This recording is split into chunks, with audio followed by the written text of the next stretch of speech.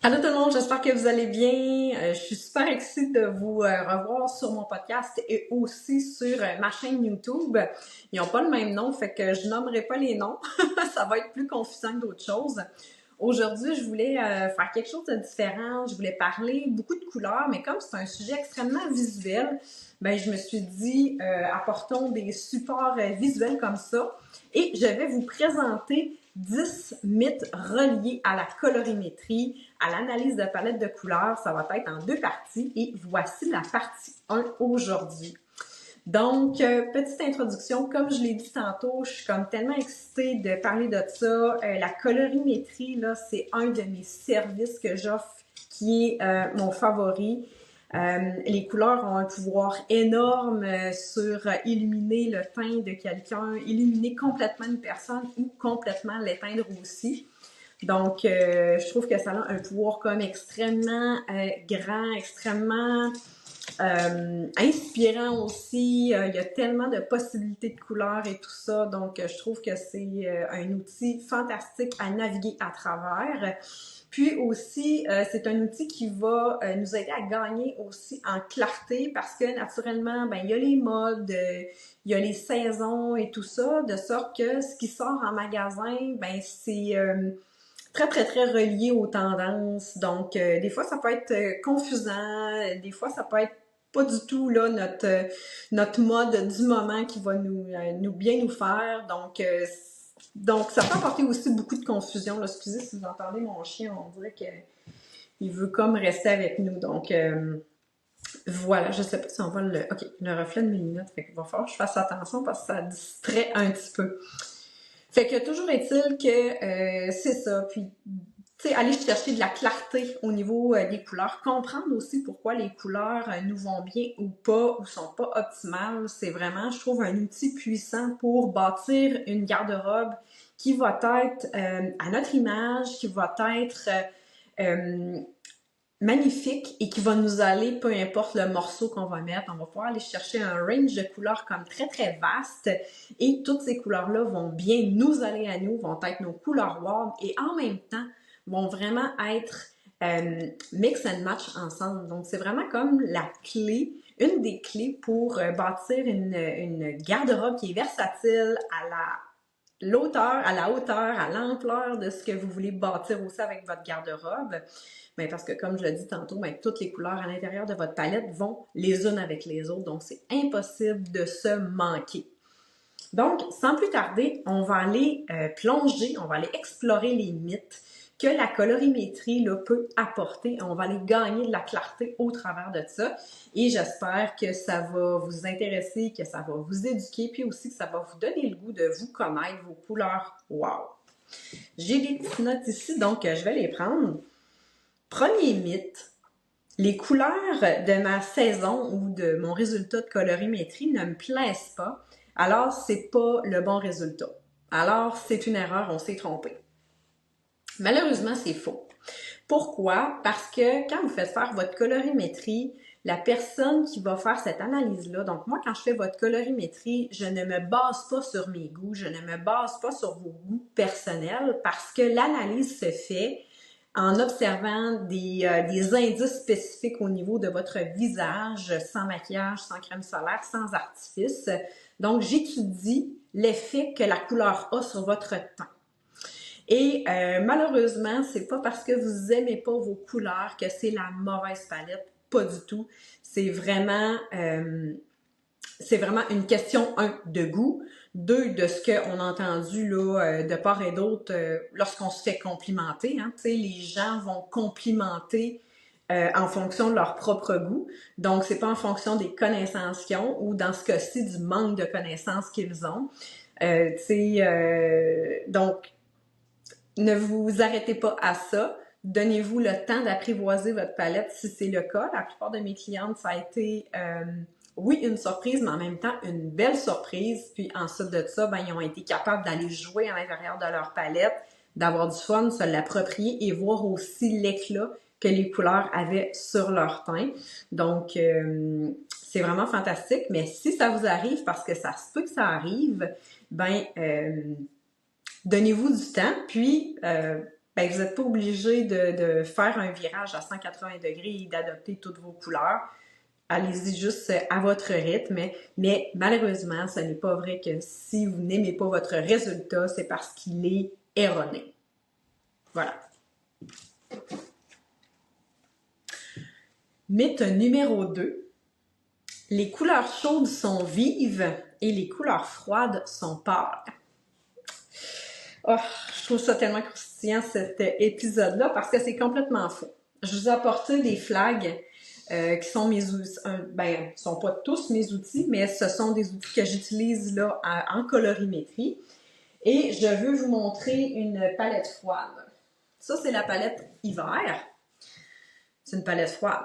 Donc, c'est complètement faux. Regardez les couleurs, l'intensité des couleurs là-dessus, extrêmement foncé. Donc, c'est complètement faux que les couleurs froides sont pâles. En contrepartie, vous avez la palette Summer, qui est une palette froide, mais qui est une palette pâle. Donc, ça peut exister dans les couleurs pâles, les couleurs froides, mais ça ne s'arrête pas à ça. Les couleurs chaudes, maintenant, sont toujours foncées. Extrêmement pâles. Ça, c'est une palette chaude, c'est la palette Spring. Palette extrêmement chaude, c'est une des 4 saisons principales. Toutes les palettes que je vous ai mis là, c'est les 4 principales auxquelles tout individu va aller s'attacher. Et pour raffiner l'analyse, on va aller vérifier si elle ne serait pas une déclinaison un peu plus profonde et subtile, mais toujours découlant d'une de ces 4-là. Mais toujours est-il que c'est une palette pâle, relativement pâle, mais extrêmement punchée. C'est une palette chaude. Si on y va dans le même ordre, un homme à la mer, à sacré-camp, à peau. Si on y va dans le même ordre d'idée, ça c'est une palette quand même foncée, c'est la palette automne, palette extrêmement chaude. On a des couleurs foncées, mais aussi on a des couleurs quand même pâles. Donc c'est un mythe. Malheureusement, c'est la vie. Dans tous les spectres, dans tous les sous-tons, parce que qu'est-ce qui fait qu'une palette est chaude ou une palette est froide? C'est vraiment le sous-ton, le undertone, qu'on dit en anglais. Donc, il y a un sous-ton froid ou un sous-ton chaud, mais tout le range de couleurs foncées ou de couleurs pâles vont aller dans les 2 catégories de sous-tons. Ça, c'est clair. Voilà, c'est dit. Oh, le 3e, ça, c'est extrêmement crunchy, j'adore ça. On peut trouver notre palette de couleurs en regardant la couleur de nos veines. Et ça, je suis sûre que vous l'avez entendu plusieurs fois. Regardez la couleur de vos veines pour déterminer là, votre palette de couleurs. Et ça, c'est extrêmement faux. C'est extrêmement non adéquat, non précis. Pas du tout. En fait, cette technique-là n'est pas une technique, c'est un outil à l'intérieur d'une technique un peu plus complexe. Et de regarder les veines, la couleur des veines, c'était vraiment aussi de la comparer avec une feuille de papier blanc. Donc, je suis pas versée dans cette technique-là puisque c'est pas quelque chose que j'utilise là dans ma pratique. Cependant, je sais que ça existe et je sais que cette technique-là est beaucoup plus complexe que simplement regarder les veines à l'intérieur de notre poignet. Donc, c'est complètement faux.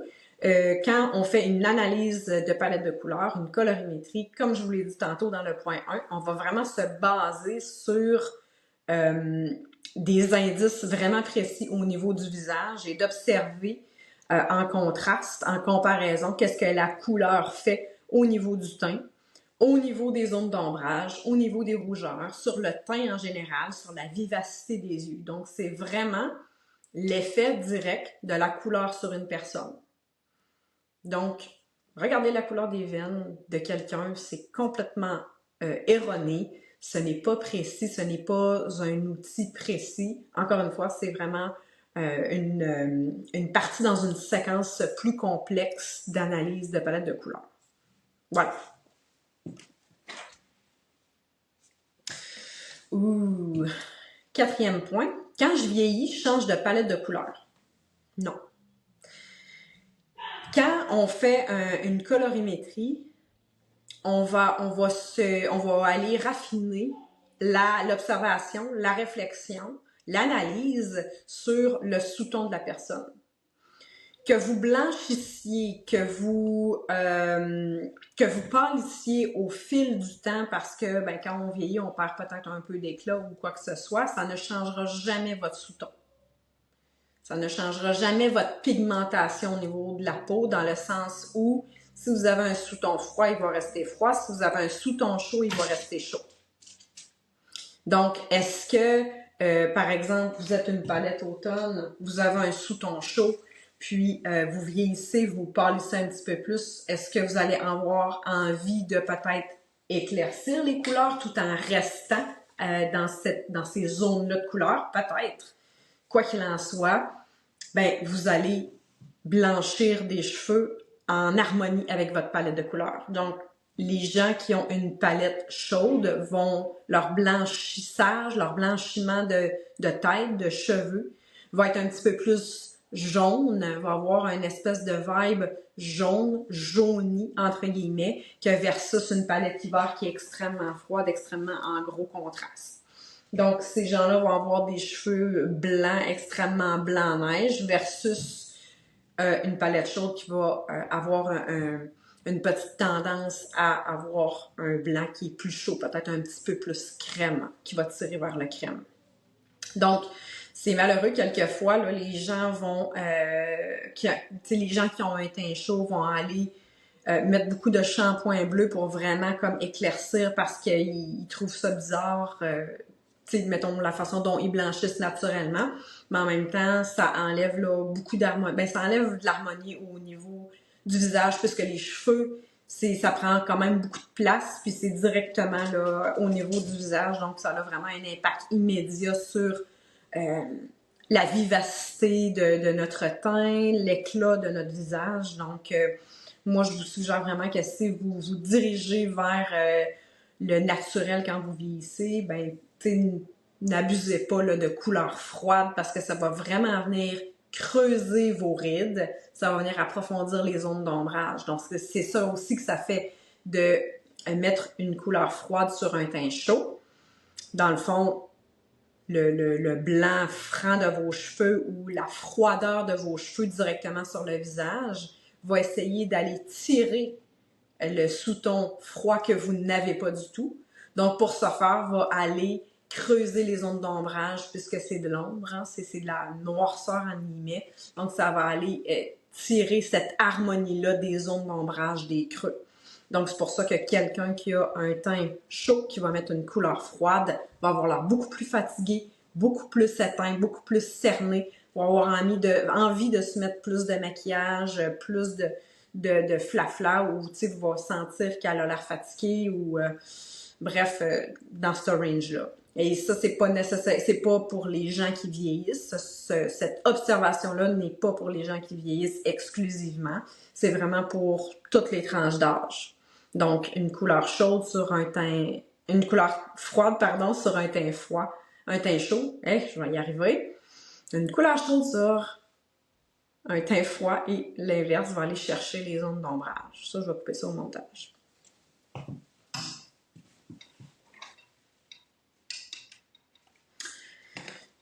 Numéro 4. Si je suis un artiste, si je suis extravertie, si je suis énergique, je dois porter des couleurs vives. Puis ça, c'est faux. Dans le sens où est-ce que c'est pas parce que t'as une certaine personnalité que t'es obligé de te forcer à aimer des choses que t'aimes pas. Tout ça, c'est aussi simple que ça. C'est pas parce que t'es high vibe, t'es extrêmement bubbly, c'est pas parce que t'es énergique ou quoi que ce soit que tu t'empêches de mettre des neutres ou quoi que ce soit. Pas du tout. Je trouve que c'est limitant comme approche. Encore une fois, quelqu'un qui est calme, qui doit mettre que des couleurs neutres, pas du tout. Je trouve que encore une fois, c'est extrêmement limitant.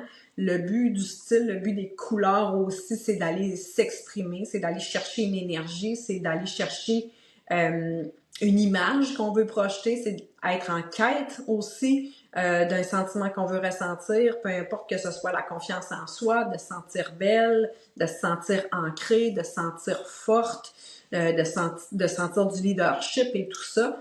Mais peu importe ce que cette nuance-là vous apporte, peu importe votre personnalité, ne vous empêchez pas de mettre ces nuances-là parce qu'il faut qu'elles soient en harmonie, entre guillemets, avec votre personnalité. Aller chercher des couleurs vives, ça peut être un outil super intéressant pour quelqu'un qui est un petit peu plus introverti pour aller chercher ce edge-là, aller chercher cette drive-là. Puis en même temps, ça veut pas dire que quelqu'un qui est super calme n'a pas de drive, pas du tout. C'est pas parce qu'on est extrêmement bruyant qu'on est efficace puis qu'on avance en fou dans la vie. Puis c'est pas parce qu'on est super calme, quiet, puis low profile qu'on n'avance pas non plus. Fait que tu sais, c'est une question de perception. Le but, c'est d'aller puiser dans les couleurs, qu'est-ce que vous avez envie de personnifier, puis de ne pas vous limiter à rentrer dans une case, tout simplement.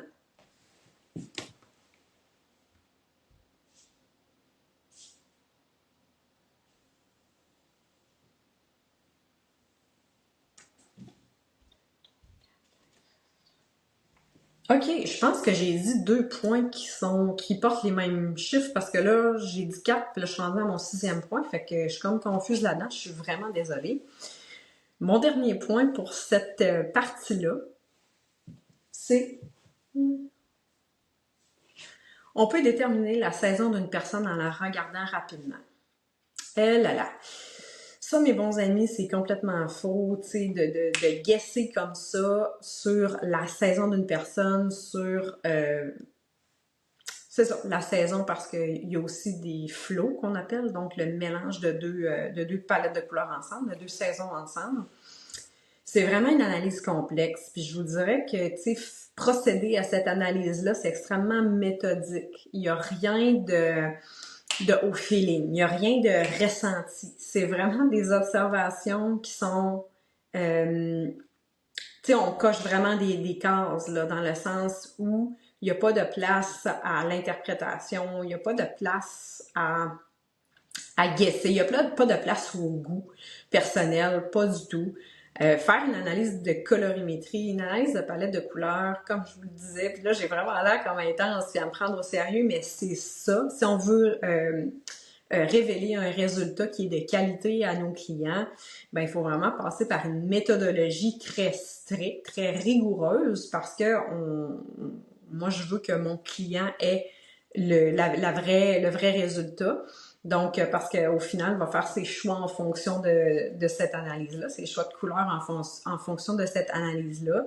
Donc, c'est très, très, très méthodique. Ça se fait de, comment je pourrais dire, pas nécessairement de longue haleine, mais ça me prend quelques heures à faire la colorimétrie de A à Z d'une personne. Ensuite de ça, de monter le rapport. Tu sais, c'est important de prendre des pauses des fois pour laisser reposer notre œil parce qu'à mesure qu'on avance dans notre analyse, ben les différences sont de plus en plus subtiles. Donc, c'est extrêmement important de ne pas y aller dans quelque chose de roché et de vouloir guesser, de guesser la saison d'une personne comme ça en la voyant, c'est extrêmement pas professionnel.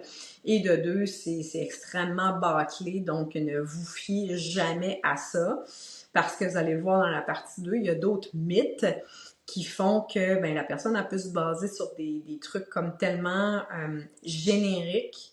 Puis avec le manque d'observation, on peut vraiment arriver à un résultat qui est extrêmement dans le champ gauche. Donc, ne vous fiez jamais à ça, les gens qui vont venir flexer et qui vont vous donner votre palette de couleurs là, comme ça sur le fly.